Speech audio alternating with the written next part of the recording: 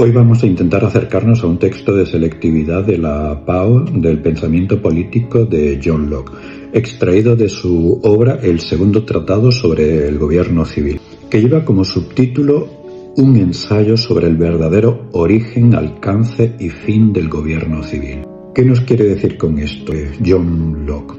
Ensayo sobre el verdadero origen. Sabemos que el origen de las instituciones políticas en las teorías del contrato, donde están, por ejemplo, las de Hobbes, la del mismo Locke o la de Rousseau, es el contrato, la idea de contrato, la idea de que la sociabilidad no es algo propiamente natural, sino que es algo que nos viene bien. En el caso de Hobbes, somos malos por naturaleza, el hombre es un lobo para el hombre, llegará a decir Hobbes, y a partir de ahí concluye que el mejor modelo de organización política es un modelo autoritario. Locke, que parte de la existencia de una serie de derechos naturales que tenemos, los derechos naturales serían algo parecido, un antecedente a lo que es la primera generación de los derechos humanos en la actualidad, y esos derechos naturales no hay manera de que podamos estar seguros de que se van a respetar si no es con la existencia de unas instituciones políticas, por tanto nos conviene. En el caso de Rousseau parte del supuesto contrario al de Hobbes. Somos buenos por naturaleza, somos inocentes, somos generosos, hemos nacido libres e iguales, y sin embargo por todas partes nos encontramos encadenados.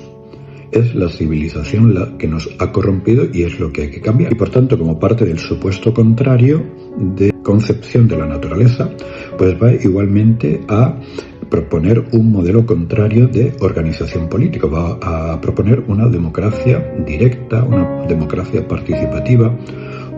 Pero hoy dijimos que íbamos a hablar de John Locke, que es el representante del pensamiento liberal. Y en concreto vamos a irnos a lo que es el capítulo 9 y a los parágrafos 123 a 27 de este capítulo 9 del segundo tratado sobre el gobierno. Una obra que ha tenido una gran repercusión tanto en la gloriosa Revolución Inglesa como en la Declaración de Independencia de Estados Unidos, en la Revolución Francesa y en las democracias liberales actuales. Por tanto, estamos ante una obra con una repercusión inmensa, no solo en el pensamiento, sino en acontecimientos históricos de gran relevancia. El título de este capítulo 9 es De los fines de la sociedad política y del gobierno. Empieza el parágrafo 123 diciéndonos que si en el estado de naturaleza la libertad es tan grande como se ha dicho en otros capítulos anteriores, entonces, ¿por qué el ser humano está dispuesto a renunciar a parte de esa libertad, ya no es el modelo autoritario de Hobbes, y a dar parte del control del poder de su libertad a otro poder distinto, a un poder político? La razón está en que, aunque el estado de naturaleza, el ser humano tiene los derechos que considera John Locke que son derechos naturales, que son el derecho a la vida, el derecho a las libertades individuales, por eso estamos hablando de un pensamiento liberal. Las libertades individuales son algo muy importante y lo que permite que estas libertades individuales se puedan llevar a cabo es la propiedad privada. Pero ¿qué ocurre? Nos dice John Locke, cada hombre es igual a los demás. Lo plantea John Locke como una igualdad formal y por tanto no podemos estar seguros de que vayan a observar estrictamente, nos dice, la equidad y la justicia si no existe ningún tipo de institución política. Por tanto, se vivirá en una situación de constante incertidumbre y amenaza. Ante esa inseguridad es ante lo que el ser humano, nos dice John Locke, el hombre está deseoso de unirse en sociedad con otros. ¿Con el fin de qué? Pues con el fin de preservar sus vidas, sus libertades y sus posesiones.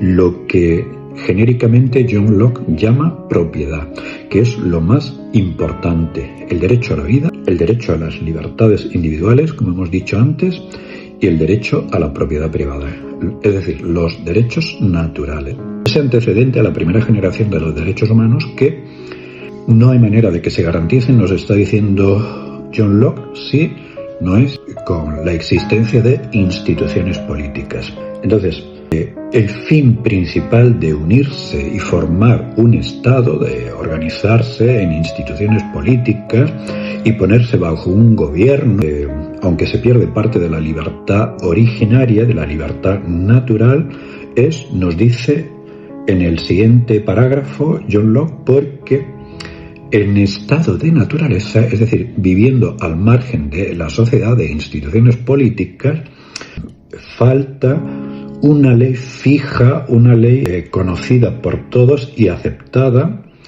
comúnmente como norma de lo bueno y de lo malo, y que sirva como criterio para decidir las controversias. En el siguiente parágrafo nos dice además que en ese mismo estado de naturaleza también falta, en segundo lugar, un juez público e imparcial. Es muy importante que la justicia sea imparcial para que realmente sea justicia, y que este juez público e imparcial pueda resolver los pleitos que surjan según la ley establecida que habíamos citado en el anterior parágrafo.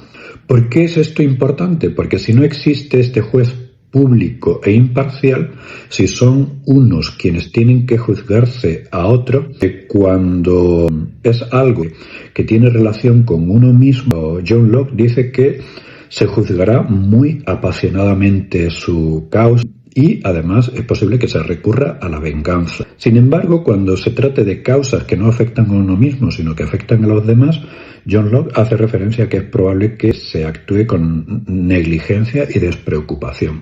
Por eso tiene que haber un juez imparcial que sea quien dicte la justicia. Y en el siguiente parágrafo, John Locke nos dice que también es necesario, y por eso se justifica la existencia de instituciones políticas que vayan más allá de lo que es el estado de naturaleza del ser humano, pues es necesario un poder que respalde y dé fuerza a la sentencia cuando ésta es justa, a fin de que se ejecute debidamente.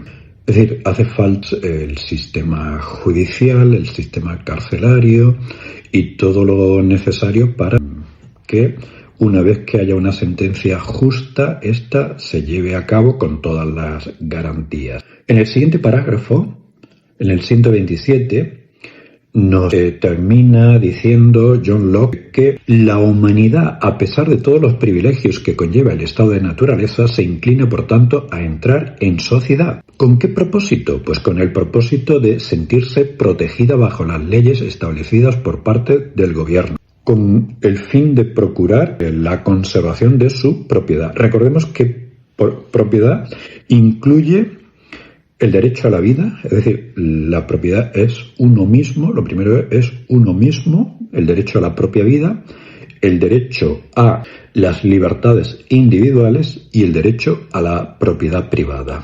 También hay que recordar que estamos en un pensamiento liberal y estamos en una época en la que, cuando se habla de derechos de los hombres, no es de todos los hombres.